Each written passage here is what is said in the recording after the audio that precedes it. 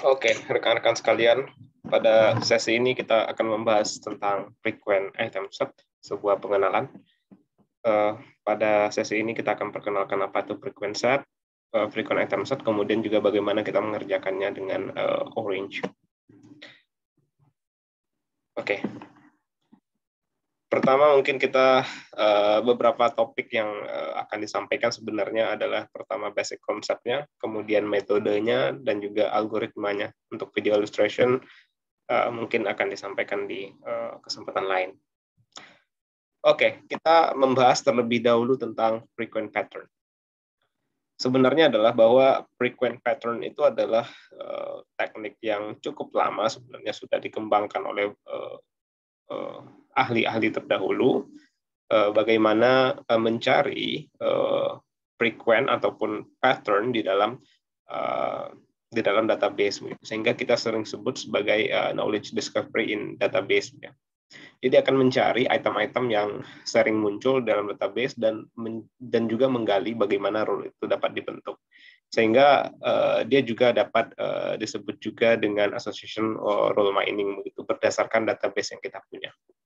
Nah, di sini juga diberikan beberapa penerapan dari frequent pattern, dan salah satu yang terkenal adalah basket data analysis yang hari ini juga mungkin akan kita bahas. Nah, ini adalah sebuah ilustrasi bagaimana frequent pattern itu dapat kita olah ataupun kita dapatkan dari satu database. Misalkan kita punya satu database pembelian ataupun transaksi yang terdiri atas beberapa item, begitu ya. Kemudian nanti akan kita cari berapa role yang dapat kita ekstrak dari database ini berdasarkan kepada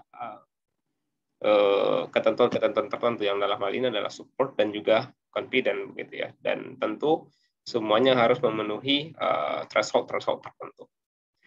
Ilustrasinya seperti ini, misalkan kita punya data yang sama tadi, kita harus mencari supportnya dan juga confidence-nya. Support itu berarti kemungkinan transaksi itu terjadi yang terdiri atas item X dan item Y.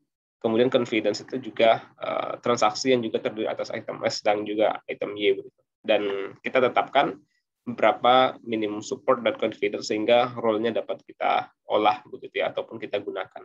Contohnya perhitungan di bawah ini, misalkan BIR pada diapers, kita dapatkan nilai 60%, di mana nilainya didapatkan dari BIR muncul tiga kali di dalam database ini di antara 5 total transaksi, sehingga nilainya adalah 60%. Sedangkan diapers itu dari 3 transaksi BIR semuanya muncul diapers dan nilainya adalah 100%. Dan hal yang sama juga akan dapat kita lakukan berdasarkan pada diaper dan BIR ataupun kebalikannya, ya. Dan ini adalah pengertian yang lebih lengkapnya, begitu.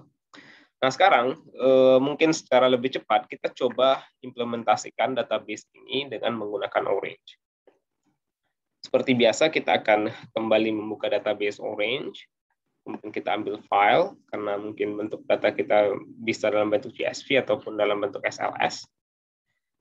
Saya berikan nama database saya sebagai database contoh, yang terdiri atas kategori call semua, dan satu numerik mungkin nomor tabelnya, begitu ya, ataupun nomor instance-nya. Nah, mungkin informasi pertama yang kita perlukan adalah info dari data ini. Kita perlu baca bahwa terdiri atas 5 row dan 6 kolom, di mana 5 data kategorikal dan 1 data numerik. Mungkin lebih jelasnya kita coba tampilkan dia dalam bentuk tabel. Sorry. Oke. Ya, ada nomor, item 1, item 3, item 4, begitu ya. Jadi ini adalah misalkan nomor transaksinya, kemudian ini item yang dibeli oleh pada setiap transaksi, begitu ya. Setiap barangnya, begitu. Nah, sekarang kita mau mencari pattern yang ada di dalam database ini, begitu, sesuai dengan nilai support dan confidence. Nah, pertama, karena di sini ada nomor, kita perlu pisahkan dulu ini, karena nanti tidak akan ada manfaatnya kalau kita gunakan. Sehingga kita bisa gunakan fasilitas select columns. Ya. Kemudian kita buang nomornya, jadi kita ignore. Kita hanya gunakan yang item-itemnya saja. Sehingga nantinya kalau kita lihat lagi tabelnya begitu, bentuknya akan seperti ini, jadi tidak ada nomornya lagi. Nah, kemudian untuk mencari bentuk association rule-nya, kita bisa masuk langsung ke bagian associate. Misalkan teman-teman belum punya bagian ini, teman-teman bisa masukkan di dalam option, kemudian tambahkan add-ons. Dan nanti di dalam add-ons itu silahkan dipilih associate begitu. Saya telah lakukan itu, teman-teman jika belum ada silahkan nanti ditambahkan. Nah, pertama kita coba lakukan frequent item set ya.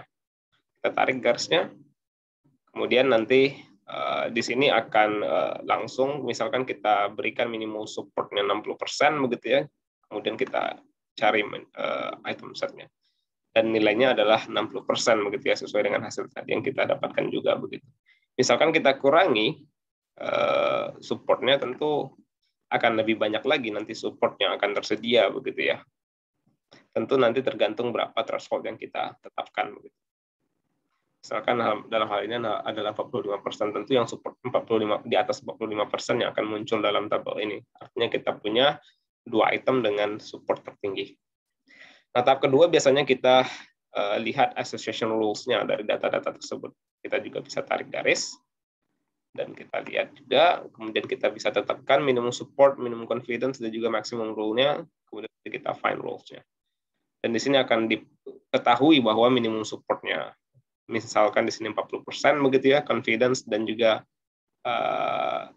lift dan bagian-bagian lainnya. Dan di sini juga diperoleh bagian antecedent dan consequent-nya, misalkan diapers, jika dia membeli diapers dia akan membeli beer begitu ya. Jika dia membeli beer dia akan membeli diapers, dan seterusnya dan seterusnya.